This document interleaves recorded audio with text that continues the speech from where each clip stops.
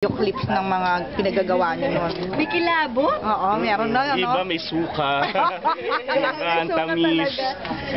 Masaya yung mga memories na yun. Throwback na throwback. Sobra. At saka ako nagbabago itsura ko. Oo, natuwa ka naman sa pagkaka-throwback na yun. Nagbago lang yung bangs ko. Iposisyon lang ng bangs, iba-iba.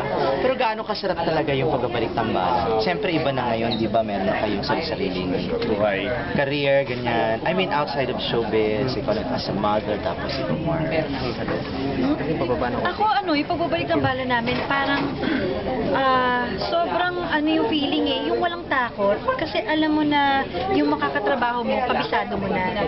So hindi ako, kumbaga, lalo, na-excite na nga ako na may project, lalo pa ako na-excite na si Marvin yung kasama ko. Sinabi ko rin yung kila Tita Linggit nung sinabi nila sa akin na tinawagan na, okay ba sa'yo to work with Marvin? Oo naman, ganun agad. Wala talagang second na, hindi pa siya tapos magsalita, oo naman, gumanon na ako. Pero nung sa kabilang network kayo, nagkasama na rin naman kayo, Yes. di ba? O, so, may iba pa rin. May Iba storya, lalo na to dito. Tapos nakakatuwa nga kasi pag may gagawin kami mga eksena, minsan meron pa rin kami mga throwback na kwentuhan. Kaya yun yung mga isa sa gusto ko na pag nakakatrabaho ko si Marvin. Marv, Ikaw, sabi Marvin, mo gaano kanino? kasarap yung pag... Sarap na sarap. Very happy. Lagi ko naman sinasabi yun. Ito yung unexpected na blessing na dumating. Soap opera, ganda ng project, working with Jolina. Parang, ano pa ba igaganda nito? Pero kung nalaman mo na hindi si Jolina yung magiging partner mo, ganun pa rin. Tatanggihan. Eh, Chesera Brad. Sorry pala na gusto Yung totoo, yung seryoso. Yung kontra ko may Jolina eh. Wow. Ano to? 90s na? Teka muna, kung nalaman mo na hindi pala si Jolina, ganun pa rin. Well, una sa lahat, nalaman ko lang naman na makakatrabaho siya kasi pag sabi ko, nung sinabi sa akin, sabi ko, teka lang, may contract pa siya with Seven.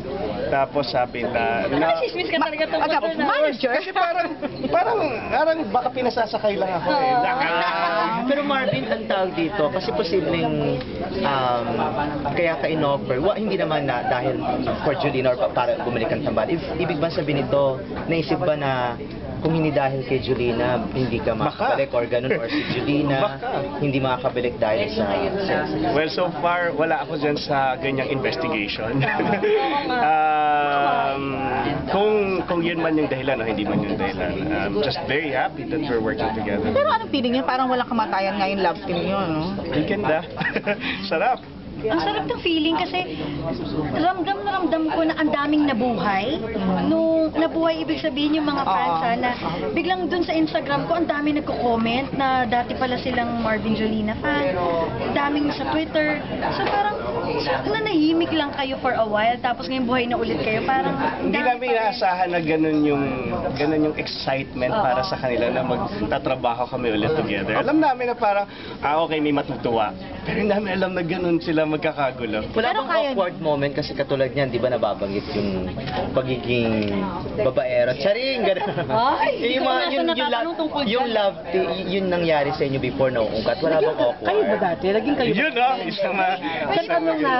Hindi nga totoo kasi isang matinding sundat. hindi sa klaro. Naging kayo naman dati. Ano ba talaga dati? Mark! Kasi naman, pero naging kayo ba dati? O kasi Jolina, maraming Sinagot, reklamo. alam mo, Hindi namin na- sinagot na namin yan many times. Sagutin mo uli ngayon. Naging kami po. Ayun na ba? Magkaiba kayo. Dinay mo. Ano nga, naging... Pero nung araw, pag ganyan Sige, na talaga didinay ko na siya. Teka Sige muna, na. hindi nung araw ganyan na Bakit talaga. galit ka? Affected ka? Hindi si Jolina umaamin ka before eh. Kasi nung Umamin ka before. ganito ha. Ano, naging kayo ba? Oo, si Jolina umamin. Na-inlove ako sa kanya eh. Pero kasi, kaya sinasabi ko na hindi. Dahil nag-I love you ako sa kanya, pero hindi siya sumasagot. Guys, ganito na lang. Bigyan lang natin respeto dito si Mark. So, hindi kami magsasabi ng totoo. si Mark. Hindi kami magsasabi ng totoo ngayon. Mamaya pagbaba ni Mark, si Pele oh. Bakit nga bakit ikaw ang thinking mo, naging kayo talaga? Di ba kahit nung araw, yun ang ano mo eh? Sa utak ko at sa puso ko. Hindi malinaw, hindi Ba't hindi ka official. nag-I love you kung sa utak at saka Kaya sa nga, puso? hindi ka Oo, so sinarili mo lang. Bang gusto kong sabihin ko Ay, hindi nag-I love you. sagot Ba't mo naman pala Marvin eh. Alam mo, check mo yung mga messages mo. Check mo yung mga... Wala pang cellphone na. Meron na cellphone na na. Nag-uunahan kami nun, di ba? Oo, tinuturuan niya ako mag-text. Saan naging kayo? Sabi ko sa kanya, lagay mo, I love you. Kaya siya nag-I love you. Hindi nga, Marvin, hindi lang kayo naging official, would you say? Yes. So, hindi naging kayo, hindi naging official eh. Bakit ba nangingilam ka? Hindi nga Pero namin. Jolina, I remember talagang na-hurt ka dati, di ba? Parang hindi mo, parang yun nga, parang malabo, tapos merong ibang kinakarer si Oo, Marvin. may mga ibang... Uy, hindi totoo yan. Grabe.